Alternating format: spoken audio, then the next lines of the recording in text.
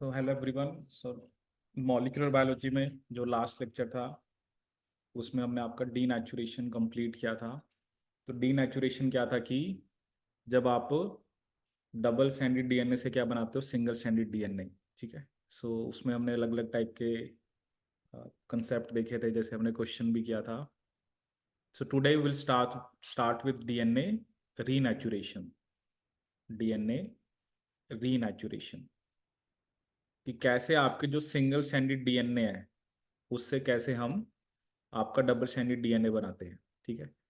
जैसे आपके पास single strand है दो डीएनए के, तो रीनेचुरेशन का मतलब क्या है कि अब हमें डबल स्ट्रैंड डीएनए बनाना है। ठीक है। So that is your renaturation. ठीक है। अब इसमें हम अभी कंसेप्ट पढ़ेंगे, क्योंकि जब हम रीनेचुरेशन की बात करते हैं तो मेनली हम एक बात करेंगे कोट वैल्यू की, कि कोट वैल्यू और कोट कर्व क्या होता है। What do you mean by cot value और कोट कर्व। ठीक है। तो ये हम मेनली डिस्कस करेंगे। ठीक है। सो अब रीनेचुरेशन का मतलब क्या है कि दो सिंगल स्टैंड से आपने डबल स्टैंडर्ड डीएनए बनाना है। ठीक है।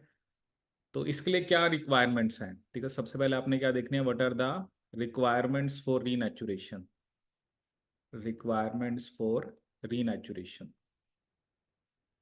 What are the requirements for renaturation.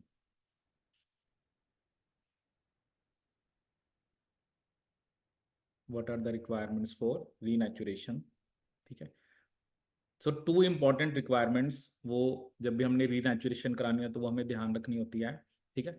अब देखो क्या है ना, आपके जो डीएनए है, ठीक है, क्योंकि जैसे अब ये डीएनए का एक स्टैंड है, ये दूसरा स्टैंड है, तो ऑब्वियसली इनके ऊपर क्या होता है, नेगेटिव चार्ज। तो बैकबोन पे नेगेटिव चार्ज है। ठीक है। So they are repelling each other. ठीक है। So there is a repulsion force between them, क्योंकि दोनों पे नेगेटिव चार्ज है, वो हमें पता ही है। अब जब दोनों रिपल्शन हो रही है तो फिर आप उनको एक साथ कैसे लेके आओगे। ठीक है। तो हमें ये रिपल्शन फोर्स को खत्म करना है। ठीक है। तो उसके लिए हम क्या यूज करते हैं, 0.152 0.5 मोलर NaCl।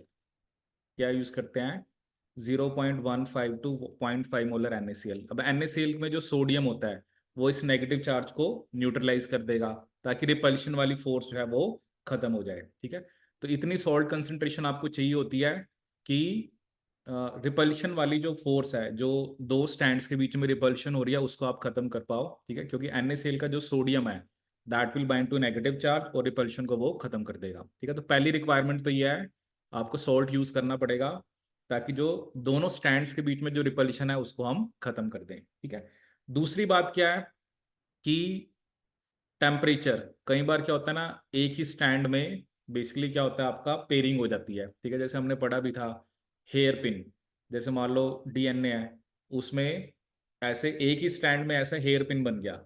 ऑब्वियसली अब इसमें भी ऐसे ही हेयर पिन बना हुआ है सामने, तो ये दोनों तो ऐसे पेयर नहीं करेंगे ना। तो ये जो हेयर पिन या कुछ डबल स्टैंड स्ट्रक्चर बन जाते हैं, उनको भी हमें क्या करना होता है, बेसिकली हटाना होता है। ठीक है। तो हम टेम्परेचर ऐसा रखते हैं कि उसके अंदर ये, क्योंकि इसको इस पेयरिंग को आप क्या बोलते हो, इंट्रा स्ट्रैंड, क्योंकि एक ही स्टैंड में पेयरिंग है, तो ये वाली पेयरिंग ना हो, इंट्रा स्ट्रैंड। ठीक है। तो सेकंड रिक्वायरमेंट क्या है, the temperature must be, the temperature must be high enough, high enough to disrupt, the temperature must be high enough to disrupt the random, the random comma intra strand hydrogen bonds, intra strand hydrogen bonds, intra strand hydrogen bonds। ठीक है। मतलब सिर्फ inter stand वाले को break करना है, इतना भी ज्यादा नहीं रखना कि इंटर स्टैंड वाले भी ब्रेक हो जाए, फिर तो डबल स्टैंडर्ड बनेगा ही नहीं। ठीक है। तो हमने सिर्फ इंट्रा स्टैंड हाइड्रोजन बॉन्ड्स को डिसरप्ट करना है। ठीक है। However the temperature, however comma the temperature cannot be too high, cannot be too high, comma और stable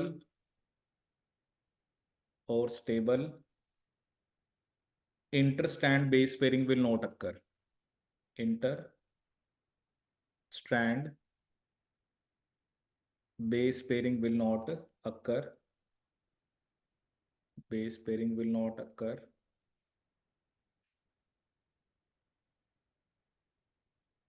The optimal temperature for renaturation, कि जो optimal temperature होना चाहिए वो जो भी आपका डीनेचुरेशन टेम्परेचर है उससे 20 से 25 डिग्री सेल्सियस कम होना चाहिए. ठीक है, तो मतलब अगर मैं कहूँ कि जो रीनेचुरेशन का टेम्परेचर क्या होना चाहिए, तो temperature for renaturation it has to be, जो भी आपका मेल्टिंग टेम्परेचर है, ठीक है, उससे 20 और 25 डिग्री सेल्सियस कम होना चाहिए.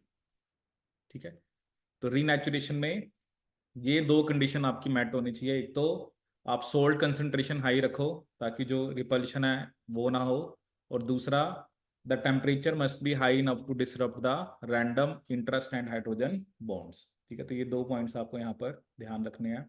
ठीक है, और एक और खास बात जैसे हम यहाँ पे डिस्कस करते हैं कि जैसे मान लो आपके पास दो डीएनए हैं. ठीक है, जैसे वैसे तो चलो सॉल्यूशन के अंदर बहुत सारे डीएनए होते हैं, बट जैसे मैं आपको एग्जांपल के लिए समझाता हूँ.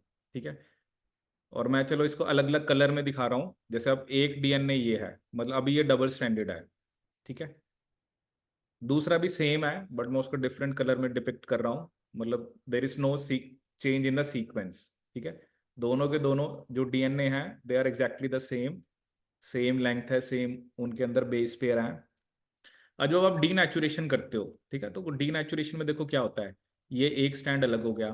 ठीक है, ये एक स्टैंड आपका अलग हो गया, दूसरा अलग हो गया. ठीक है, ऐसे ही इधर भी आपका जो ग्रीन में है, ठीक है, वो अलग हो गया और ये अलग हो गया. ठीक है, अब देखो क्या होता है ना, जब आप रीनेचुरेशन कराते हो, ठीक है, तो कई बार ऐसा भी हो सकता है कि क्योंकि ये रैंडम है, ठीक है, मैंने तो सिर्फ दो डीएनए दिखाए हैं, तो सोल्यूशन में तो 100 थाउजेंड्स ऑफ डीएनए हो सकते हैं. ठीक है, अब ये जो है वैसे ओरिजिनली तो इसके साथ था, तो इसको इसके साथ पेयर करना है. ठीक है, बट ये इसके साथ भी पेयर कर सकता है क्योंकि ये इस स्ट्रैंड और इस स्ट्रैंड में सेम इंफॉर्मेशन है. ठीक है, तो व्हाट डज इट मीन कि व्हेन यू आर लाइक, आपने डीनेचुरेशन तो कर दी, you have converted double standard DNA into single standard DNA, but जब आपको सिंगल स्टैंडर्ड से दोबारा डबल स्टैंडर्ड बनाना है तो ऐसा जरूरी नहीं है कि जो ओरिजिनल स्टैंड थे, जो बेसिकली ओरिजिनल सिंगल स्टैंड थे, वही आपस में पेयर करें. ठीक है, तो वो किसी और दूसरे स्टैंड के साथ भी पेयर कर सकता है, because this is something random. ये चीज क्या होती है, आपकी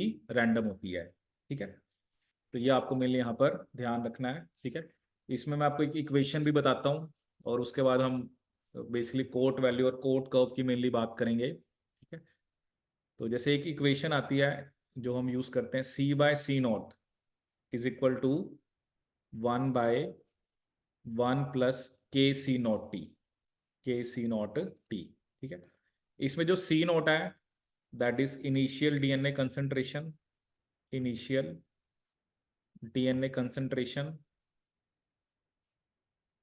C is the concentration of C is the concentration of unrenatured DNA, unrenatured DNA at time t. DNA at time t. Concentration of unrenatured DNA at time t. और K क्या आपका rate constant. K क्या आपका rate constant. ठीक है, तो C/C0 is equal to 1/1 + KC0T. This is the equation for your, कि जो हम इक्वेशन की बात कर रहे हैं जो कि रीनेचुरेशन की जब हम बात करते हैं. ठीक है, C0 इनिशियल डीएनए कंसंट्रेशन है, C कंसंट्रेशन है अनरीनेचर्ड डीएनए की एट टाइम T, और K क्या आपका रेट कांस्टेंट.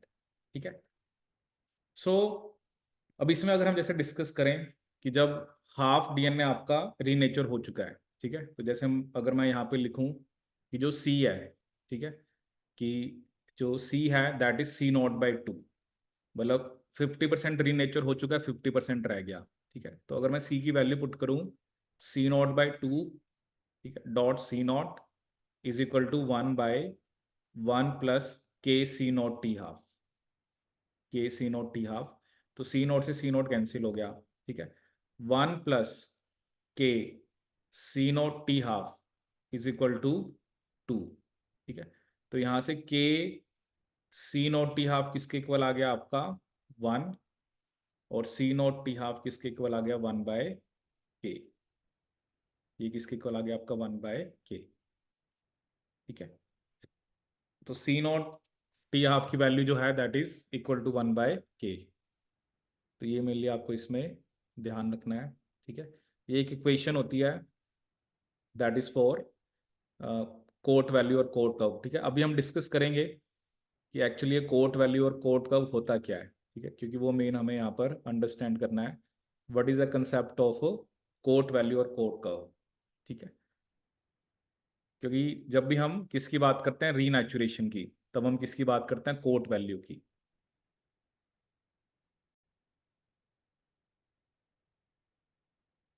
ठीक है, सो अब हम डिस्कस करेंगे आपका कोट वैल्यू और कोट कर्व। कोट वैल्यू और कोट कर्व।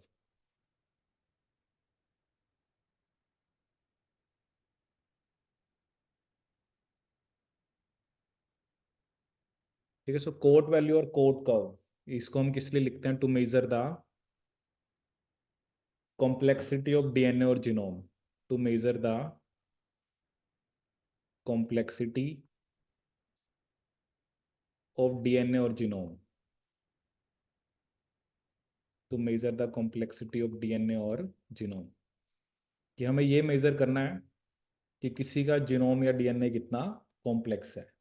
ठीक है, उसे हम क्या बोलते हैं कोट वैल्यू और कोट कर्व। ठीक है, सो देखते हैं इसका प्रिंसिपल क्या है। What is the principle of cot value और cot curve, what is its principle. So principle में लिखिए first point, the rate of renaturation, the rate of रीनैचुरेशन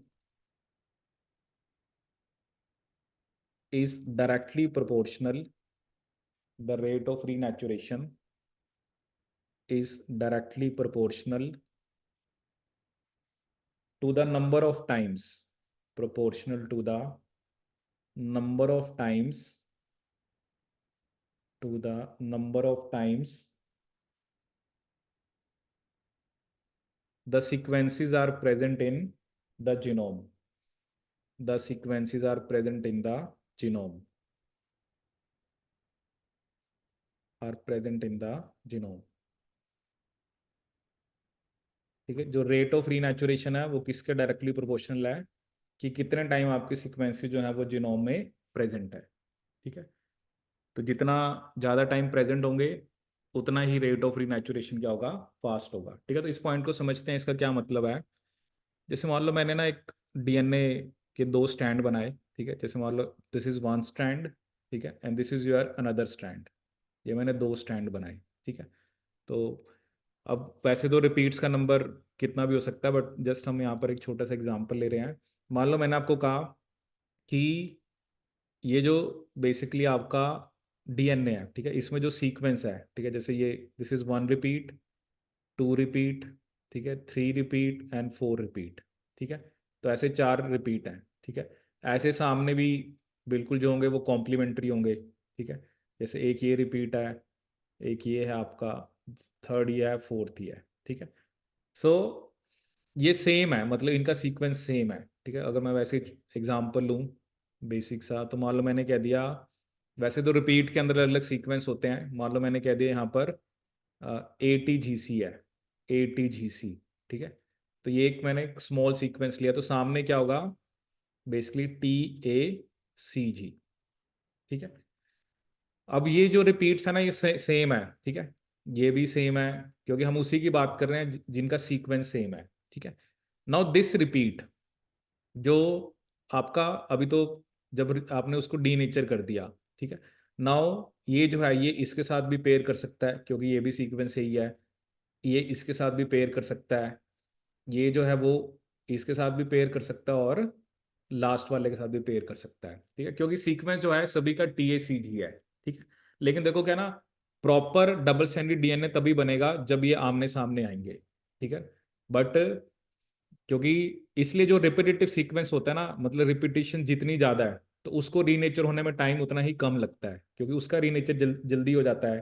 ठीक है, लेकिन जैसे अभी हम एक पॉइंट डिस्कस करेंगे, अगर एक ऐसा सीक्वेंस है जो यूनिक है, यूनिक का मतलब वो एक ही बारी है, ठीक है, वो पूरे के पूरे स्टैंड में आपका एक ही बारी है। जैसे मान लो मैंने यहाँ पर एक सीक्वेंस बनाया, ये जीनोम में आपका एक ही बारी है, ठीक है।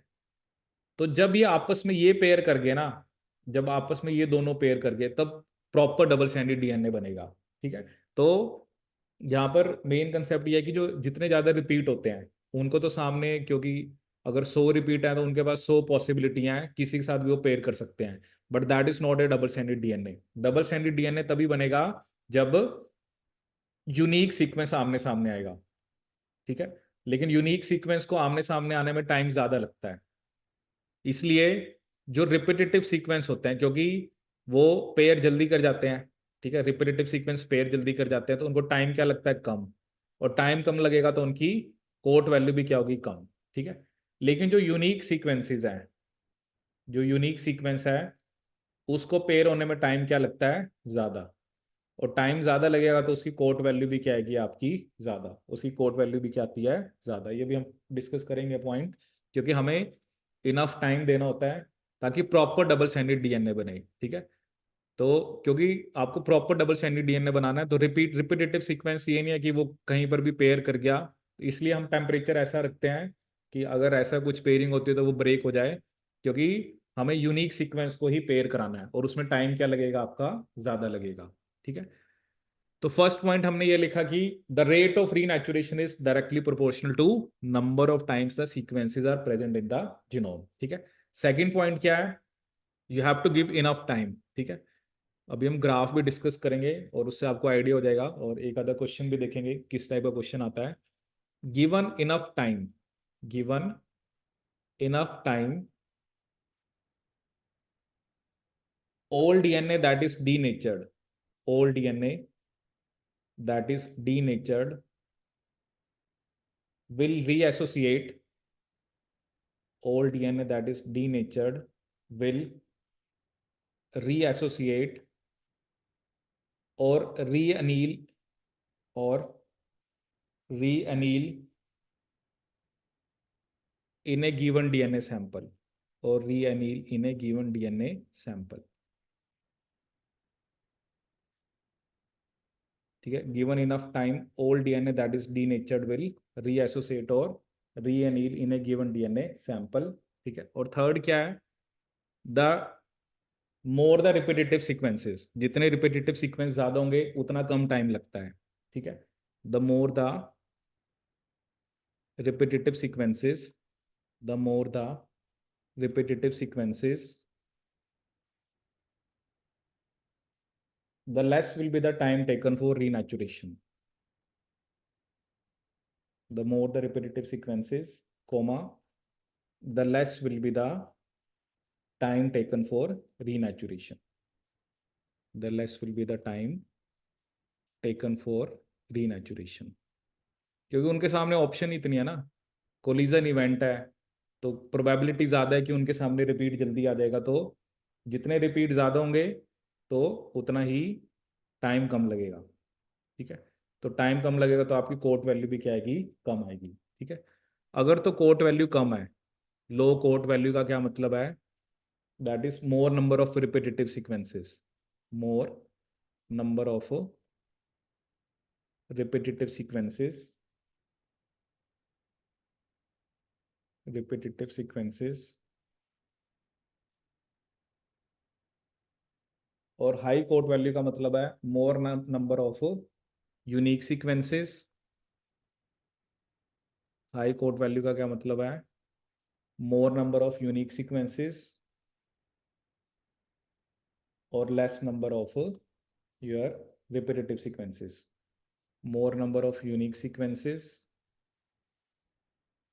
और less number of repetitive sequences, less number of repetitive sequences. ठीक है, तो अगर कोट वैल्यू कम है तो रिपीटेटिव सीक्वेंसेस आपके ज़्यादा है, और कोट वैल्यू अगर आपकी ज़्यादा आ रही है तो रिपीटेटिव सीक्वेंसेस आपके कम है। ठीक है, तो ये अभी हम एक इमेज से देखते हैं, तो वहां से आपको अंडरस्टैंडिंग होगी कि कोट वैल्यू या कोट कर्व का क्या कंसेप्ट होता है। ठीक है, देखो सीधा सा फंडा बस यही है, बेसिक जो उसका जो मैंने आपको बताया कि जितनी कोट वैल्यू ज़्यादा है, ठीक है, उतना आपका बेसिकली टाइम ज़्यादा लग रहा है। और अगर टाइम ज़्यादा लग रहा है तो इसका क्या मतलब है कि आपके यूनिक सीक्वेंस ज़्यादा है। ठीक है, तो अब एक दो ग्राफ मैं आपको दिखाता हूँ और वहाँ से आपको बेटर आइडिया होगा कि बेसिकली ये क्या होता है। ठीक है,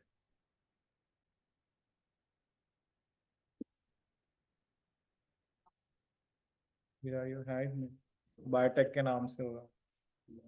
इस महीने तो आया ही नहीं कोई पानी। नहीं, नया कार्ड नहीं है। चल अगली बार ले आइयो एक ट्रक में।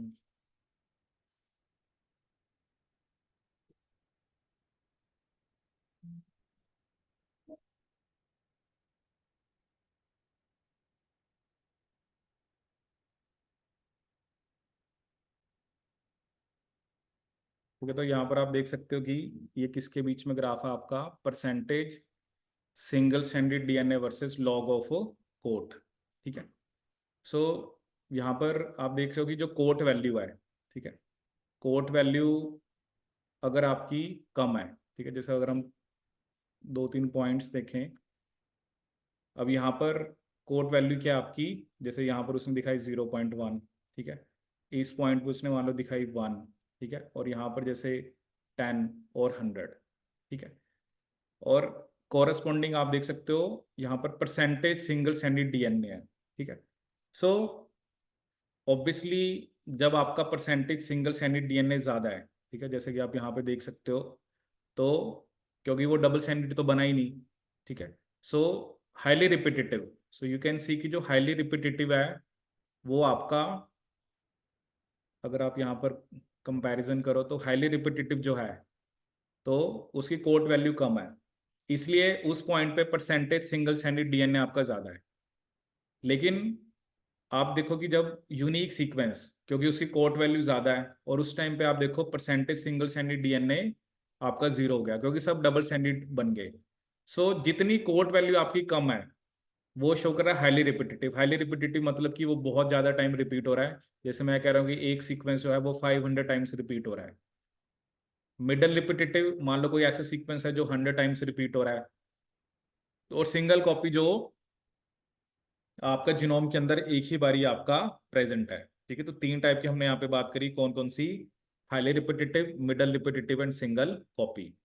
सो यहाँ से आपको ग्राफ से इंडिकेट हो रहा है कि कोट वैल्यू अगर आपकी कम है तो वो क्या शो कर रहा है कि दैट इज हाईली रिपीटेटिव, अगर कोट वैल्यू आपकी ज्यादा है तो वो सिंगल कॉपी है। ठीक है, तो अलग अलग टाइप के ग्राफ हम बनाते हैं, जैसे एक ग्राफ मैं आपको और भी दिखाता हूँ which is also based on this. ठीक है, सो दूसरे ग्राफ में भी आप देख रहे हो कि ग्राफ किसके बीच में, कोट वैल्यू एंड फ्रैक्शन रीएसोसिएटेड। ठीक है, चलो आपको इसमें इतना डिटेल में नहीं जाना कि, क्योंकि वही है ना, अलग अलग वे में आप ग्राफ बना सकते हो, but main thing is that you have to look for cot value. उस ग्राफ में लॉग ऑफ कोट था, अब यहाँ देखो कोट वैल्यू कम है, हाईली रिपीटेटिव, मॉडरेट रिपीटेटिव और यूनिक डीएनए। ठीक है, सीधा सा फंडा यही है, C naught is concentration, T is your time. ठीक है, अगर टाइम कम लग रहा है तो इसका मतलब वो रिपीटेटिव है, और टाइम अगर ज्यादा लग रहा है तो वो आपका यूनिक सीक्वेंस है। ठीक है, तो बस ये आपको फंडा याद रखना है कि कोट वैल्यू आपकी जो कम या ज्यादा है तो वो किस चीज पर डिपेंड करती है, C naught is concentration factor, T is your time. ठीक है, सो टाइम अगर कम लग रहा है तो इसका क्या मतलब है कि वो, मतलब जितना कम लगेगा, क्योंकि रिपीटेटिव सीक्वेंसेस जल्दी पेयर कर जाएंगे तो कोट वैल्यू भी कम होगी, और अगर टाइम ज्यादा लग रहा है तो वो क्या इंडिकेट कर रहा है कि वो आपका यूनिक सीक्वेंस है। ठीक है, चलिए क्वेश्चन करते हैं जो कि एग्जाम में आया था आपका कोट वैल्यू पे बेस्ड। ठीक है, चलिए क्वेश्चन मैं आपको लिखवाता हूँ।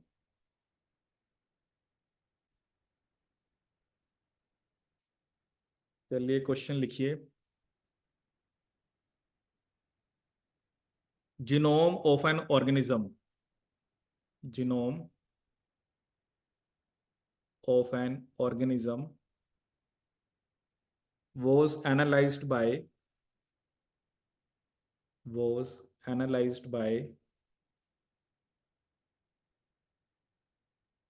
analyzed by Court curve analysis. Court curve analysis. Court curve analysis. Highly repeated sequences. Highly repeated sequences represented 30% of the total genome fraction. Represented the 30% of, or represented 30% of total genome fraction. Total genome fraction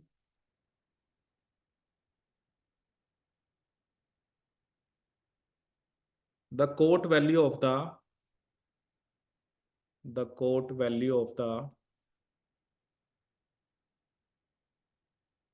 highly repeated sequence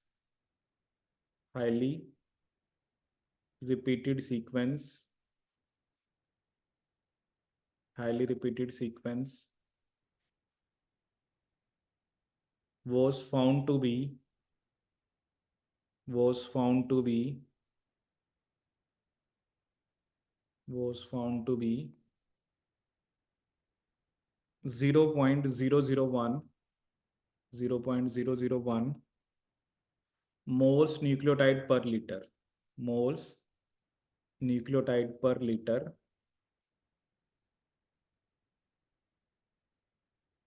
what would be the actual quote value? What would be the actual quote value? What would be the actual quote value in bracket in moles nucleotide per liter? In moles nucleotide per liter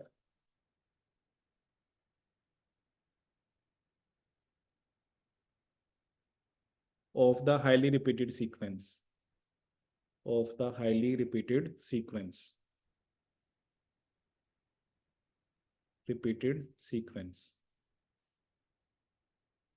will be the actual quote value of the highly repeated sequence?